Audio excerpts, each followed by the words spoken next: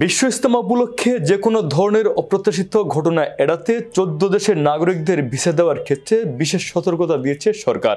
সম্প্রতি স্বরাষ্ট্র মন্ত্রণালয়ের সুরক্ষা সেবা বিভাগের ইমিগ্রেশন শাখার উপসচিব কানিজ ফাতেমা স্বাক্ষরিত বিদেশে বাংলাদেশের সব মিশনের রাষ্ট্রদূতদের কাছে পাঠানো এক চিঠিতে এই সতর্কতার তথ্য জানানো হয়েছে। চিঠিতে বলা হয়েছে, Nigeria, Syria, Yemen, Iraq, Somalia, Lebanon, Afghanistan, Sudan, Libya, Chad, Mali, Tunisia, ফিলিস্তিন ও ইসরায়েলের মতো দেশগুলোর আবেদনকারীদের জমা দেওয়া প্রাসঙ্গিক নথিপত্র যথাযথ যাচাইয়ের পর ভিসা দেওয়া যেতে পারে।